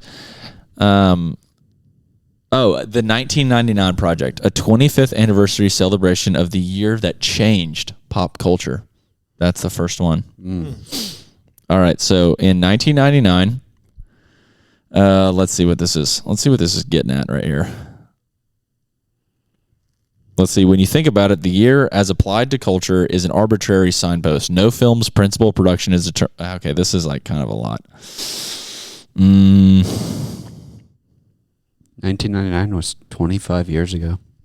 It was right before Y2K. Yeah, everyone thought we were going to die. Mm-hmm. Kind of like today. Everyone thinks we're going to die because the Earth's going to get the environment all out of whack. Actually, we're going to do a new thing. Pop culture news TMZ. TMZ. I feel like that's going to have some good content. Yeah. That's going to be juicy. I'm trying to think if I know of any pop culture things going on right now. Ariana Grande just came out with a new album. That's one, yeah. I saw that on my Spotify. Yeah. I feel like all my pop culture stuff is from like 3 months ago. All right, here's one about Offset. Offset is a rapper in Migos and also is the husband of Cardi B. Yeah. He has a Michael Jackson tattoo. So Offset's Michael Jackson tattoo questions... Michael Jackson tattoo questions annoy... Oh, wait. He's passed away. I was going to say, he's the one that's passed away. Yeah, I think he was the one that died. I'm sorry for Offset fans. That was so sad. Have y'all seen the... Sorry, oh, man. Okay, so his Michael Jackson tattoo questions annoys his daughter, Paris, and his daughter, Paris. This is a quote from her, answering questions about his Michael Jackson tattoo. Mm-hmm. It's not really my business. Yeah. Why are people asking about his Michael Jackson tattoo? That's a great question. It's just like, what's it matter? Let's see. That's how I feel about most like pop culture gossip stuff. Yeah. I'm like, why do you care? For sure. You know? Yeah, she just said like it's none of her business. That's literally all she said. But I don't know why people were asking about it. I'm really trying to read here right now. It was a tribute to Michael Jackson. Okay. I don't know. It's interesting. There you go, ladies. There you go, ladies. Thank you for leaning in. I feel like it could have been better than that, but my dad saw the Jackson 5 live in Monroe, Louisiana. How about that? Come on. Lil Tay is not dead after her Instagram hack, which I'd assume revealed that she was dead. Wow. I don't know who Lil Tay is, but all right, let's see. Pop culture news. What's another word I can put in? Celebrities. Celebrity gossip. I know something that was in the news. Maybe that's a better celebrity gossip should be my Google. There was a Jewish synagogue in New York City that it was recently found that they had been digging tunnels from the synagogue underneath. I've heard about that. To another building across the way. I think it was supposedly a women's center or something along those lines. Why? That's no one really kind of gets it. Ooh, here's a big one. Kylie Jenner's car photographed at Timothy Chalamet's home. amid dating speculation. I really feel like it's not speculation anymore. I was gonna say she's got so. That's many. true. Honestly, she got probably cars. the khaki Rolls Royce. Yeah, but it's not really like speculation. Like there's tons of videos of them making out in public. Like it's not really. We're not speculating here. They're for sure dating, but not Facebook official yet. I guess making not. out in public. Well, I mean, is that a marker of a relationship? Maybe they're just like really good friends. All right, here we go. TMZ reports that the pair were spotted getting tacos on Thursday. Wow. That's actual. Oh, an LA staple, Tito's Tacos. We are currently making a podcast, and therein we are sort of trying to garner an audience. But I really, really hope that I'm never so famous that like people are taking pictures of me going to get lunch. It was an SUV. G-Wagon? She was sitting in the backseat. There was a driver, so I imagine it's probably a Tahoe. Yeah, probably Escalade. Or a Cadillac. A Chevrolet Escalade. Yeah. Yeah, that's pretty much it. I feel like there has to be something about Lil Nas's new album or song. Dude, he had a really funny Instagram post that was like marketing his collaboration with Crocs. It was funny. No. It looked like some like meme account had made it, and it was like, "Are you really sad and depressed?" And he was like, "Yeah."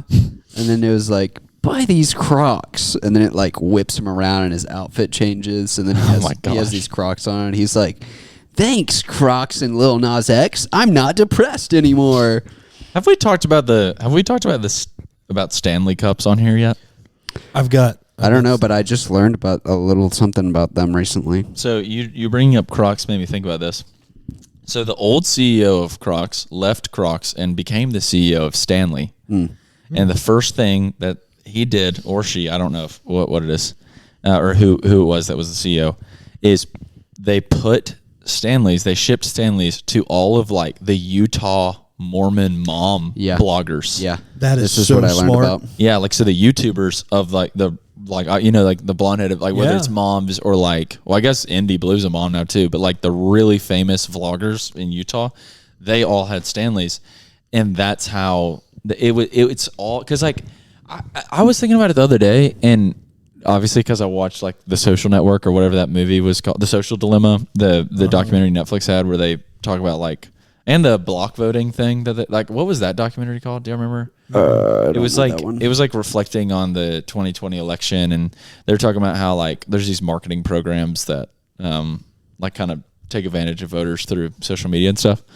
So I think about that because I'm like Stanleys are great. I'm not a Stanley hater, but to me it's like how did a cup become so prevalent? Just similarly to like Crocs, because I'm not a Crocs hater, but like why are we talking about this so much? You know, I mean, I learned about that whole marketing strategy recently in a podcast I was listening to from a business perspective. So the Stanley company has apparently been around for like 100 years or something like that. And they were kind of like Carhartt, where it was like the workman's like coffee mug thing, because it keeps coffee hot for so long, or keeps, ice drinks cold for like forever. Like I got like a camping pour over set from them 5 years ago. And so it was strange that they did this like branding pivot to like colorful stuff for ladies.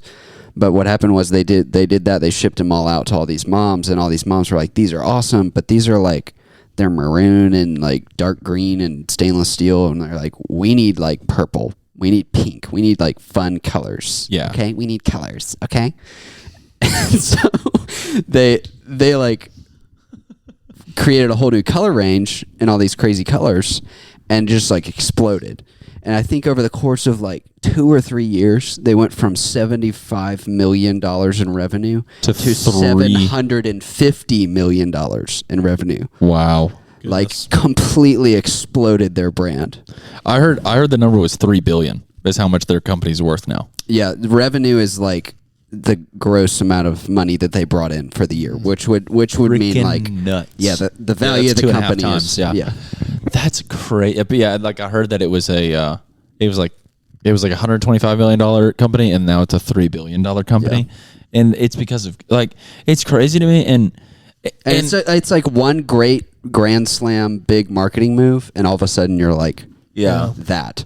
It's crazy. Like, and it's wild to me because you think about it from the business perspective, and like that guy, I don't know if this is weird or not, you know, but like that guy just like shipped it through social media bloggers and stuff. It's like, I'm not saying that guy's dumb at all. He's a genius for doing that. It was very successful. Brilliant. But like, does that mean that all of like everyone who's ever bought a Stanley, just because like other people have Stanleys, they had like weird reasoning to buy Stanleys? It's like they were only buying because it's a good cup for sure, but like if it's only just because it's a good cup, that means though there's plenty of good cups, so that means people might be buying Stanleys just because other people have Stanleys. And is that a bad reason to buy a cup? You know, I don't think so. I mean, I don't know. I bought a hydro flask because I saw a lot of people around me had hydro flasks. I was about to say, I feel like you have to make a good product. Like if Stanleys were trash, nobody would buy them. You know, I'm like anybody who has one or a knockoff or whatever, they're like, I'm sure it's not like Bobby Boucher, I love water. It has to be as cold as possible. Yeah. I feel like they have to make a good product. And then like, think about all these tennis shoes that in my opinion, I think they look terrible. Like think of all the like designer tennis shoes. Oh yeah. I don't like love Gucci how they shoes. look. And Like stuff. Gucci shoes. Like it's. What do you think about Golden Gooses? I actually only call them gray gooses. Yeah. I feel like for designer shoes, Golden Gooses are not that. I feel like they're more like European inspired. Like but like Louis Vuitton, like boots. Yeah, crap, the big, like chunky, like shoes that people wear. Like I feel like people buy those, I would say, purely for status. Because like I see those and I don't pay attention to like the luxury shoe lines, and I'm like, oh, that's like a Balenciaga. Yeah, if you like looked at sock shoe, you know, Nike Blazers and Nike that were shaped that way, and they were both the same price, I would get everyone would get Nike. That's kind of how I think about it. So I feel like it's like I feel like you find out about them because everyone's got it, and then you have like this product that works. Like they look good. They're like sleek. Not like, I mean, I don't know. It's like Myres said, bottles have always been like an accessory. Like think Nalgene, Yeti cups, hydro flasks, all of those. So I don't feel like that's bad. Yeah, it's a fascinating thing to me though. It's like that work. That guy's a freaking genius though. Yeah, I'm glad that they don't do that with like everything, because I guess you couldn't do it with everything. I wonder which companies have tried to do that and failed. That's what I would love to see that list. I think it proves you have to have a really good product. Because if Stanley sucked, then those influencers would have gotten them and been like, you know who's been trying to do that for a long time and is failing? NordVPN. They're on every single YouTube ad ever. Them and the like internet. Who's the internet? It's like it's not ExpressVPN. Not that one. It's like it's Red. Wait, it's a VPN though? No, it's like a internet, like a virus scanner. Not McAllister's. It's like a sandwich shop. Yeah, McAllister Sandwich Shop has been doing this like crazy. Yeah, dude, McAllister's. They're shipping a bunch of sandwiches to Utah. I know what you're talking about, though. There's a good way to like. I think Stanley doing that is kind of like a guerrilla marketing thing, where it's like that didn't cost them very much to just send some water bottles. I don't know how much a Stanley costs, but even like at retail costs, like they're not that expensive. Yeah. That's like guerrilla marketing. But then like what is now, this is something I'm really interested in right now is where we're at in marketing, because most like internet things have devolved into just an advertising platform. Yeah. And so now like, I don't know how many ads I get on a YouTube video, but it's a lot. That's a lot. It's like 2 back to back, and then it's every so often, to where now we're just kind of back to TV again, you know? Yeah. Like part of why people stopped watching TV, like cable TV, was we have to watch 15 minutes of ads for every 30-minute long show we watch. And then streaming came out, and it was like, I can watch one ad at the beginning, or even at the beginning, no ads at all. You know, I was watching YouTube on my Apple TV the other day, paused a video, and the screen like zoomed out and an ad came on until I pressed play again. Like it was like Ritz crackers during your break. And I was like, whoa. And now I'm like, this is not, this can't be that successful for these companies at this point anymore. Like, Yeah. Now we're all annoyed by ExpressVPN and Athletic Greens and all these companies that someone's gotta be advertise buying everywhere. it. I'm sure that someone's buying it and that's why they're advertising. But like to me, I am now more likely to not buy these things because I'm so tired of hearing their ads over and over and over again. And I really wonder like what the future of advertising is going to be now, marketing is going to be now, because I think this is becoming such a headache. And I'm now getting to the point where I'm making enough money where I will probably start paying for like YouTube Premium or whatever, so I don't have to see ads, because I'm just so like I'm in the middle of watching Fred again, Boiler Room, and it's like building up to like this crazy like hype drop or something. Yeah, and then all of a sudden it's like freaking I'm Ryan Reynolds. Welcome to Cricket Wireless. Mint Mobile. And I'm like, dude, like it literally made me mad. That happened to me like twice. I'm never gonna get Mint Mobile now. Yeah. I hate you, Ryan Reynolds. Yeah. I feel like marketing, like I think something that always catches my eye or something I see like in movies that I think's cool is when you like see a movie and they're exclusively like Mercedes driven. Like Mercedes is paying for that. Very integrated. Iron Man. Yeah. You're talking about Iron Man. Dude, Yeah. that I even this is maybe this is not that high of a take. As a dude, Cold take. lukewarm take. Cold take. Shreveport, Louisiana sucks. Yeah. All right, what's your cold take? I like the Barbie movie. Okay, that's not a cold. I like That's the Barbie fine. movie too. Have you all seen There it? was a lot of branding in the Barbie movie. There's a lot of branding, and there's a decent amount of politicalness. A lot of politics, but there was like some stuff said that I was like, dang. It Like, would be impossible to make that movie without being political. Though. I mean, I think that was the point of it, of like the Yeah. monologue that she goes on of like being a woman, like you have to be like loud enough, but this, like you talk about your kids, but then like if you talk about them too much, then you're like only a mom and all these things. I was like, dang, I thought it was well done. Yeah, whenever I was in the movie theater and everybody like cheered after that, I was just like, I'm just so numb to like political outrage at this point. I'm like, but then again, I'm a male, so I can't really even speak right now. I should shut up. Yeah, you're not allowed to say anything because you're. They should make a G.I. Joe movie about toxic masculinity. The Mojo Dojo Casa House. Mojo Dojo Casa House. Yeah, that movie had a lot of GM products. It had like the brand new Chevy Bolt and the new Hummer EV, and then the old Chevy Corvette that was also electric. Yeah. That was our segment that we like to call Great Marketing. Yes. Great marketing. Great honestly. marketing that you saw. That is legitimately one of our segments. Yeah. We also low-key did a little bit of Myres business in there too. Yeah. There's a lot Which of brings Myers us to our business. next segment, which is my favorite segment, which is Myres Sports. I love Myers Sports. I think this is gonna be Sports. the sound effect for it. EA Sports. It's in the game. MA Sports. Myers Allen Sports. Myres Allen Sports. It's in the game. All right, here we go. So today we're going to be talking about golf. Okay. My dad's So- favorite sport. So I am assuming this statistic takes in, like, you have to play a certain amount of rounds in order to be a part of a tour season, right? So Scotty Scheffler finished the 2022 tour season with an adjusted scoring average of 68.63, which is 4 under. Really good. Okay. For reference, for those people who don't golf, the average golfer, like normal people, like that, if you play golf regularly, if you're like a golfer, you're shooting around a 90. Yeah. And a good golfer, a good normal person golfer, like if you have a friend who's like, oh, they're really good at golf, they're probably shooting like even par. They're probably Which is shooting like 72, 75. Typically 72. Yeah. What's Okay. your best round, Steven? My best round is an 80. That's pretty good. Yeah. I'm pretty proud of that because I used to be really bad. I'd be very proud And this of guy that. shot 60. And this guy, on average, shot a 68. Okay. So that this 4 under par. Yeah. And 72 is like the number of swings total in 18 holes of golf. So Yeah. like a par 4 means that if you hit 4 times, you are like, You did good. that's Yeah. good. Now, I don't want to say expected on it. Yeah, good. Can I ask one other clarifying question? Yeah.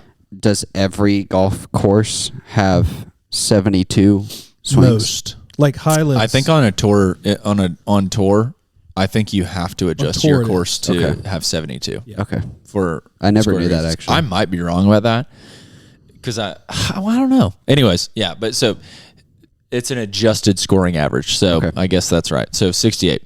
That is the 7th best single season mark of all time. A 68. Tiger Woods holds the 1st, 2nd, 3rd, 4th, 5th, and 6th. Holy cow. Best single season mark. So he has had of the top 7 seasons, he has the top 6, and all of them are better than 60, an average score of a 68. Wow. Okay, so the first guy you said, he's the 7th? He's like the best of the best right now. Yeah, Scotty Scheffler's like the best golfer in the world right now. Okay. And that guy... What is Tiger Woods' best one? Does it say? It doesn't. I have another one for you here. Are you ready for this? From 1997 through 2009, there are 52 players with 100 or more rounds in major championships. And there's 4 major championships a year. And in those major championships, there's 4 rounds. So you can at most have 16 rounds per year. Yeah. But in that 10-year or 12-year period, there's 52 players with 100 or more rounds. And that was like Tiger Woods' prime. So the best cumulative scores amongst those people who had 100 or more rounds in that group were Ernie Els shot 118 over. Phil Mickelson shot 99 over. And Tiger Woods shot 134 under par. Whoa. So this is for what again? This was all of his rounds together from the years of 1997 till 2009. So the prime of his career. Okay. So in the prime of his career, he was 250 strokes better than every single other golfer. Than the second best golfer in his era. That's unbelievable. Yeah. And every other player in the group was at least 275 plus shots behind Woods. Wow. So he was like... That just gave a lot of context to me about why he's the best. Mm-hmm. The numbers don't lie. That's like hearing the difference between like a million and a billion seconds. Yeah. Like a million seconds is like 11 days. A billion seconds is like 31 years. Wow. Yeah. So here I got one more for you. I'm still hung up on that first one. Yeah, it gets better. So the win percentage by an outright 54-hole leader on the PGA Tour in the last 10 seasons. So 54. There's 3 rounds. So that's 3 rounds of a 4-day tournament. So how many holes? How many is 50? What's 54 plus 18? Is that 72? 54 plus 18 is 72. Yeah. So there's 72 holes in a whole tournament. Yeah. One thing I've learned. I'm sorry to interject. This is funny. I would like to propose a bit. Okay. A segment potentially. A segment is going to be called Stephen Math. In episode 1, I was sitting in the Starbucks drive-thru. In episode 1, they're talking, I think, with Jake. We're talking to Jake and about Cole. Yeah. disc golf. Uh-huh. And at one point he says like a par, you're talking about like the average yardage of a par 4, par 3, something like that. And he says, on average, it's 450 yards. And I'm sitting there and I'm like, okay. And Steven goes, that's like 1.2 football fields. Wait, I did not. There's no way. You 450 yards. Yes. You said, how many football fields is that, Steven? No, 450 feet. No, I'm sorry. He said it was 450 feet. And you were like, yeah, that's like 1.2 football fields. So how many football fields is that? 450 feet? How many football fields? Yeah. No calculator. Brain power.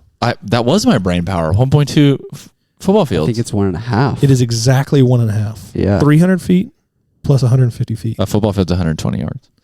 Okay, Shelly and I actually had that conversation. We did. And she was like, well, do you think he was counting the end zones? Which that number is. I was, because I was a kicker. Okay. And whenever you're on the 30-yard line, it's a 40-yard field goal. Okay, that adds context. I'm sorry if I was rude. I know. I guess for all the other positions, I could definitely see why you think it's a 100-yard field. But I was a kicker, and the field goal post in the 90s got moved from, or not from the 90s. It was later than that, or earlier than that. The field goal post got moved from the goal line back to behind. Because people kept running into it. I was going to say, bro, what if you sent one over the middle of the field and you just square it up? Right? Okay. Like a literal post. Yeah. Back to your numbers. I think 120, I still think I'm wrong. No, I think that's like actually pretty close. But that's a little closer. Yeah. I don't know. All right. So anyways, back to it. So there's, at the end of 54 holes, so you're 3 days through a tournament. Mm-hmm. So every other player in the last 10 seasons that has been the outright leader at 54 holes. Their win percentage is 42%. Okay? So if you are winning at 3 days into a tournament and you have to go and play one more day, if you're every other player that's been in that situation, there's a 42% chance that you win. Yeah. Tiger Woods in his career, whenever he has been winning at the end of day 3, he has won the tournament 96%. Holy cow. Of the time. Goodness. Yeah, 44 Talk for about 46. a closer. I was going to say, he's Talk about a closer. He has been in that situation 46 times, and he has won the tournament 44 of those times. Wow. Does it say like when he's in the top 5 or top 10, like how much he wins? Mm-mm. I bet it's incredible too. Yeah. Man. I mean, from 1999 until 2001, Tiger played 40 tournaments and won 20 of them. That's crazy. Wow. And in golf, that is like absurd. Yeah. Like usually you'll win the entire season if you win 2 tournaments. Yeah. Like some people just try and win one like major tournament. Like, yeah. in Also, their career. if you win 1 tournament per season, you are a millionaire. Like you make a lot of, like, because you'll get a Nike deal or a Titles deal or something like that. But he won 20 times in 2 years. Wow. That's crazy. That is absolutely nuts. That's something crazy to think about is in our lifetime, we've seen so many people who are like the greatest at their discipline of all time. Like Lewis Hamilton. LeBron. Lewis Hamilton is like doing that, but in F1. Yeah, like won 7 seasons straight. Yeah, LeBron in basketball. We saw Kobe Bryant. Yeah, I feel like basketball has a lot more, there's a lot more debate about who the greatest ones are, you know? Right. Like Tiger Woods is very obviously just like head and shoulder and waist and knees above everyone else. Yeah, for sure. And Lewis Hamilton equally is like, it's not even fun sometimes just to watch F1 because you're just like, who's going to come in second place? But F1 offers, and I know Myres is not the biggest F1 fan. Yeah, again, Myres Sports, because I don't know that much about sports, but it's really cool. It's really cool to see all these people. But I think F1 offers an interesting like perspective because you've got like the Mercedes car, the W11, I think it was like 4 seasons ago, something like that, was like one of the most dominant cars to ever be in F1. Yeah. And so it offers the aspect of like, was Lewis so good because of the cars Mercedes was coming out with? Yeah. Because he started being... What's the principal of Mercedes name? Toto Wolff. Toto Wolff. Yeah. That dude is awesome. Dude, he is so cool. So he was like, he's a big business tycoon. Yeah, he was like maybe even a billionaire. Oh, for sure. Before he started working for Mercedes, I think like he was. Big money dude, like built some company, made a ton of money, and then like almost as like a little bit like I want to do this, and also as like I have to do this kind of thing. Like I've listened to him, like an interview with him, and it was like I'm gonna take on this challenge of like F1 and see if I can make Mercedes something great. And so him coupled with Lewis, like that leadership, has created like a dominant team. Yeah, that's dude, it's cool wild. to watch. Really cool. There's so many good memes of him in the season where Max Verstappen came. It was honestly robbery, but like when Max came from behind in the last race, it's like tied going into the final race. Max is like the young buck. Yeah, has never won a season of Formula One.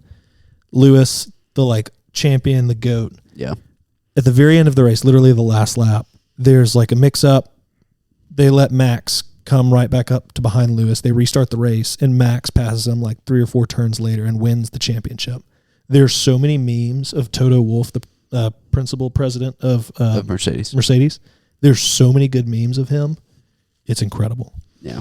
Of him like realizing he was losing. Just of him being mad. He's just so animated, which is fun to watch because like Myres doesn't love F1 because there's so much like politics. It's political and it's like personalities you have to know, and which I think like the reason F1's caught on in America is because of like Drive to Survive and people seeing that. Yeah. And I definitely can see how that's frustrating, but I also think it offers like fun to it. Yeah. Yeah. But it's definitely fun. I know. I've struggled to get into it, and I want to be into it. I just don't want to go through all the history to learn for sure all the context, especially as the as he's now like just deep into Premier League soccer. Yeah. But I'm like into Premier League soccer mostly just because I want to win. I don't even like keep up that much with. Yeah, I'm telling you, bro. There's two routes into getting into like being like a huge Premier League fan, and it is fantasy Premier League and FIFA. And it's too late in the game for us to be playing FIFA, guys. We can't be. We get husbands. I played FIFA growing up a little bit until like 2013 or something. Yeah. Yeah, it's so. But anyways, I got Myres to join my fantasy Premier League team, and he's like, "We need to have an FPL pod with Will." Yeah, one time that would be hilarious. That would be fun. Everyone would hate it. Yeah, all 12 of the people in our FPL group would listen to it. Yeah. Which, by the way, Krulak, if you ever listen to this, screw you. Okay. I've got a question. Speaking of Tiger Woods, I saw this thing this week, and it was like if you had to play you had to play 18 holes of golf against Tiger Woods in his prime. Golly. Okay, and if you win one hole outright, okay, if you beat Tiger Woods in one hole of 18 in his prime, you would win like $100 million, like generational wealth. Yeah, you would never have to work again, never have to do anything. And if you lost, you went to like prison for a year. Would you do it? No. Because like a year is like, that would be brutal, but a year is not like 55 years, you know? But like the chance for $100 million, Do I get to train before? No, I mean, you could get lucky and hit a hole in one on a par 3. You could bounce off. Because part of me is I would take the gamble. Like I know I'm bad at golf and I would probably lose. Yeah. But the chance that maybe Is it worth it? Maybe I hit the crazy shot. Yeah. You know, and maybe he has hit one of his 2 times that he ever is not completely dominant. Maybe those times line up. And then you got $100 million. And then I have $100 million. If not, you learn a lot of new things. I like that. I like that gamble. That's one way of putting it. Yeah. Hey guys, well, we've been talking for an hour and 40 minutes. Goodness. Well, just keep on trying. But I'll say this, Whit, this has been a great time. And to be honest with you, this is probably the fastest a podcast has flown by for me. I think so. And I think that speaks to you. You're an enjoyable person to be around. This was fun. I'm glad y'all had me on. I enjoyed it. And I know as a medical student, your time is valuable. Yeah. And I'm glad that you just gave us this much of it. Oh, dude. It's my honor and privilege. Thank you, my friend. As well. Thank y'all for having me. I enjoyed it. Yeah. Yeah, man. So this is kind of where we're going to start signing off a little bit. Recap of the pod. We talked about several different fun things. We talked about Vestavia Hills. Ding, ding. The Vestavia Hills. What does Vestavia mean? You know what I learned on Google the other day? It doesn't mean anything. You didn't Google it the other day. I did. There's no way. I did, and it literally means nothing. It was just a word that sounded cool. Really? To some guy who thought of a name. Yes. Vestavia Hills. Which, doesn't make very much sense. I also learned the other day that garden, I'm from Gardendale. Yeah. Garden comes from the Hebrew word gordo. The gourd. Which just means fence. Because usually where gardens were always fenced in from the animal, like the surrounding wild animals.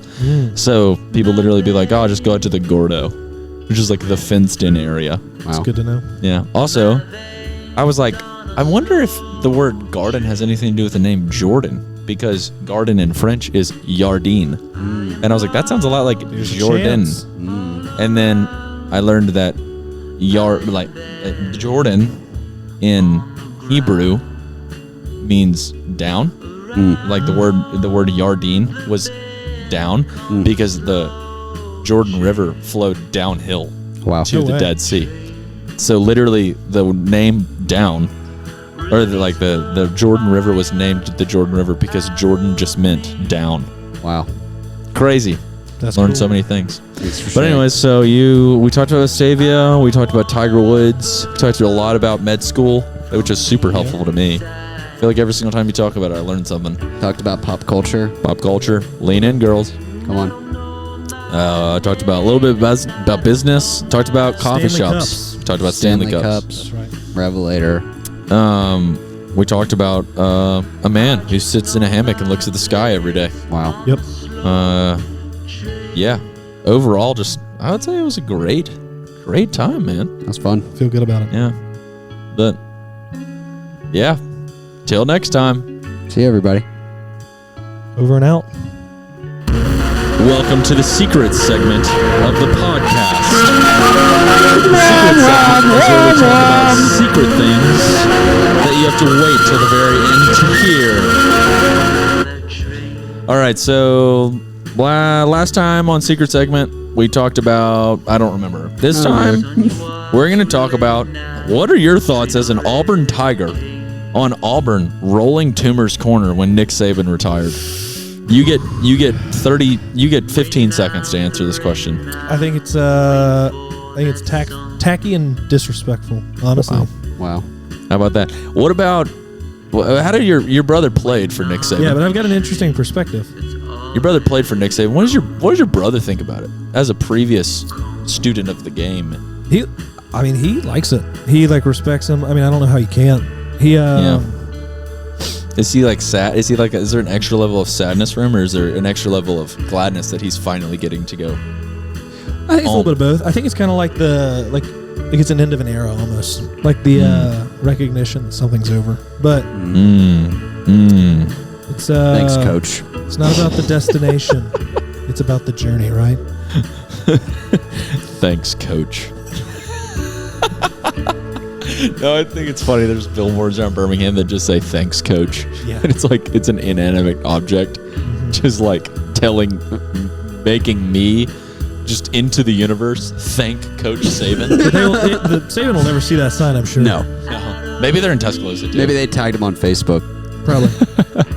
There's some girl, some woman in downtown being like, "Oh, Diana, what's going on in Vestavia? Yeah. Check out this thing's in downtown, guys. Yeah. Don't go get out of your car in downtown, by the way." As a Vestavia Hills person, how much did you go downtown growing up? Not a ton. Downtown Birmingham, I mean, it's changed. It's a different city than it was in 2016. We went. Yeah. Homewood was kind of like the boundary for the most part. Yeah. Unless we were going. Homewood. People don't forget. Homewood used to be pretty run down too. Homewood used to not be that nice. Dude, Homewood, I cannot believe they're buying houses for whatever the property value plus the houses, knocking it down and building new houses. Mm-hmm. Yeah. Crazy. Yeah. Wait, how many pairs of shoes do you have? I don't have that many pairs of shoes that If I you had wear. to guess. 15, 20. Total? Yeah. What do you mean total? What other? I got shoes I wear. Net. I have 5 pairs of shoes I wear. Net. How many have shoes you do you owned? have? Net, probably Bottom line. 15 with sporting shoes, like golf shoes, rock climbing shoes. Rock climbing shoes. I didn't even count those. Weird. Yeah, it's 5/8 of a shoe. Yeah, Yeah. my climbing shoes are in the attic collecting dust. It's also it's 5/8 of a shoe, but it's also the same amount as a shoe because the rubber's so thick. That's very horribly uncomfortable. Very. How much would I have Very. to pay to wear rock climbing shoes for an entire week? Oh my gosh, that's a good question. That is a good question. Climbers, chime in. Yeah. Sorry, guys. Didn't mean for that to happen. Mine are pretty broken in, but a week, Like a brand new pair of Yeah, super. is You gotta it sleep like, in 'em too? Is it 8 hours a No, day? just whenever you're It's- wearing shoes. Yeah, it's whenever you go You're outside just or go. walking around with with the arch. Severe Yeah. blisters, your bones are Dude. showing. Oh man. I just. $500. Oh, I got a question. Do you think you could go a whole year barefoot? No. I Gas would be station bathrooms. fascinated to try. Bro, you can get disease. Just don't go to a bathroom gas station. What if I got to poop? How much would I have to pay you to go barefoot for a year? Would the hospital let me? Yeah, the hospital would let you. Yeah. Well, that's kind of gross though, because you work in a hospital. Yeah, bro. But also, hospitals are super sterile too. The OR people? No, they're not. Well, they're clean. They're the most cleaned areas in the world. There's some fun. I mean, but you're gonna have to. Disease. You're gonna have to step on some blood Let's say HIV blood. and some needles, some Sometimes, glass. Oh, That's a big risk. That is a huge if I risk for could, you. what about flip flops? Whole year. I'm just thinking Or about. sandal I'm of just thinking choice. about when it's cold outside, like right now. That would suck to not have shoes on. You can make flip-flop socks. Business idea. Flip-flops. Steven would wear With them. like He a loves split in the flip-flops. toe. I love flip-flops. Um, That's my serial killer trait. I got one question. You're a rainbows guy too, though, right? No, bro, I never. In middle No, school. you're a Birkenstock guy. That's right. Yeah. Sorry. Anyways, what's your question? I meant to bring this up in the tech med time. This may be a bit late. We can cut it if y'all need to. I was talking to this doctor, and he does robotic surgery. So, like, Yeah. patient's on the table, has a robot, and then he's in a console with, like, binocular vision, it's 3D. Better rates of, like, complications after. It's less invasive. You don't have to, like, cut open your stomach or anything. But I was asking him if, like, in the future, people are going to be able to, like, sit across the country and do a surgery at UAB because maybe they're the best at this one specific thing.